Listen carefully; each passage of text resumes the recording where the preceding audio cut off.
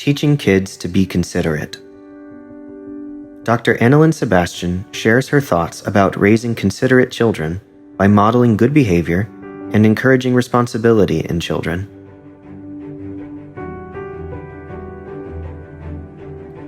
Dr. Annilyn Sebastian, an MD pathologist by profession, is currently a stay-at-home mom. She lives in Houston, USA, with her husband, Dr. Anup Skaria, and 9 children.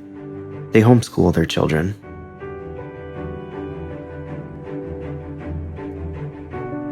We have recently been witnessing numerous accounts of selfless service, especially by healthcare workers, given the COVID-19 pandemic.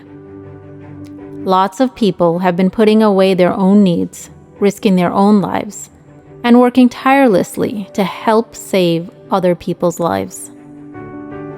Empathy, compassion, and going out of our way to help others are godly characteristics that we all need to be consciously making an effort to build.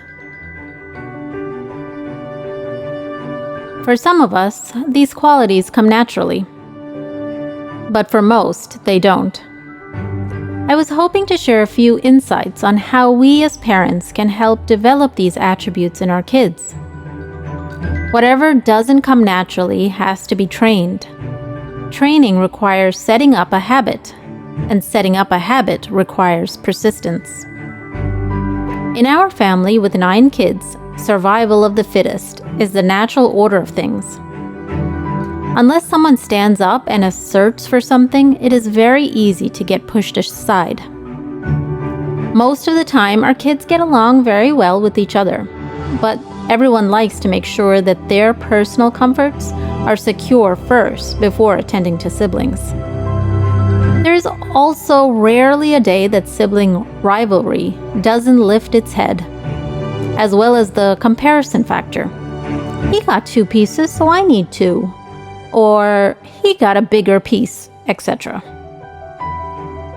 So what can we do to teach our kids consideration for others?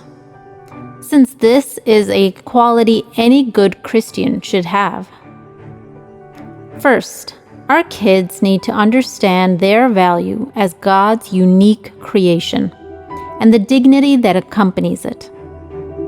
They need to learn that all people are created in the image of God and are equally valued in God's eyes. So just because someone has a better house, better education, is smart, or looks better, it doesn't make him or her superior to the person next to you. Every person has his or her own dignity. Our kids need to embrace the fact that they are in no way better than the kid who may seem less fortunate or less smarter than they are. A sad fact in many families, however, is that it is us parents who tend to show favoritism to the better-looking or smarter child. We need to understand that this can be greatly demeaning to the self-esteem of the less favored child, and so we should refrain ourselves from showing any such favoritism. We need to teach our kids to serve others with a humble heart. In this egocentric culture, it is very hard for even the older generation to really come out of their comfort zones and help those in need. When we parents start genuinely showing interest in another's welfare, we become considerate, and by looking upon us as role models, our kids will embrace the same. Most parents have a tendency to overprotect their kids, as they don't want them to fail. But kids need to fail within safe boundaries. They need to learn to own up to their mistakes. Only then can they bounce back when they fail in the real world. When parents empathize too much and try to divert the blame from their kids by intervening and rectifying any action for them, they could be bringing up children who might become very self-centered, with a feeling of entitlement to be rescued all the time. But by allowing our kids to work out their own problems, we can help bring up children who will be resilient and self-confident. Another reason kids tend to be self-centered is their lack for nothing. Most parents tend to overindulge their kids with everything they want or ask for. They feel that it is their duty to provide everything the kid asks for. However, we should be able to distinguish between wants and needs. As parents, we have a responsibility to provide for their needs. But providing for every want is means to spoil them, teaching them to be selfish. More than stuff, what kids need from us is our time and presence. Stuff will provide them with temporary happiness, which will fade in no time. But our presence and all the positive impacts it can make will last a lifetime. In our house, we try our best to teach our kids to be considerate of others. But there has been a lot of times when the advice has fallen on deaf ears. So we constantly keep reminding, as persistence is key.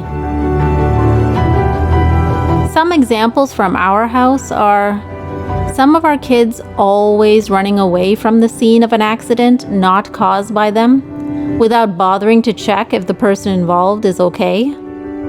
Although not done on purpose, we still insist that they say sorry and ask them to try and help out with whatever that is needed. For a few of our kids, trying to console a crying baby doesn't come naturally. So if the baby is crying, we encourage them to see what's needed and to do it accordingly. When kids spill milk and just leave it on the counter, I encourage them to clean it up by themselves first.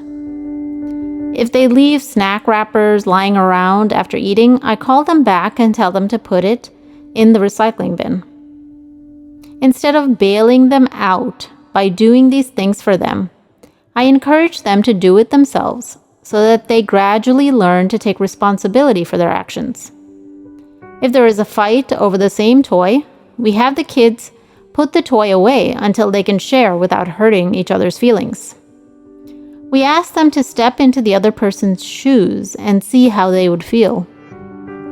While serving lunch, sometimes all the kids rush to get the food first, pushing others aside. I usually insist the youngest are served first, and that the oldest ones ensure the younger ones go first. I also encourage them to let the other person have the bigger or better piece. But for this, I usually have to bribe them by asking, who wants some more treasures in heaven? And then it usually goes well.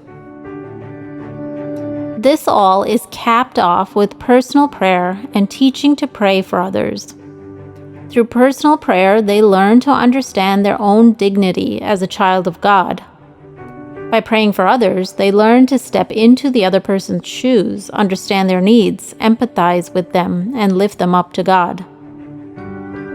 Apart from their personal prayer time, family prayer, and other devotions during the day, we have recently been blessed to add in an extra hour of prayer, devotions dedicated just for the COVID-19 pandemic. The victims, families, helpers, etc., with the additional time we have been having every day staying at home. Some actionable tips to teach kids to be considerate are: 1. Model good behavior and genuine concern for others. Kids pick up very fast whatever parents do. We should demonstrate good role modeling. 2. Encourage kids to play cooperatively. Through cooperative play, they build team spirit and look out for each other. 3. Have them apologize where needed. Even if they didn't do something purposely, they should make it a point to say sorry and see if something needs to be done from their side. 4. Whenever they see someone in distress, have them check out what that person needs and try to console them. 5. Teach them to let others go first. 6. Have them try to clean up their own messes instead of just leaving it for others. 7. Develop a habit of personal prayer and praying for others. By teaching to be considerate of others, we are teaching our children to be good Christians by teaching to serve.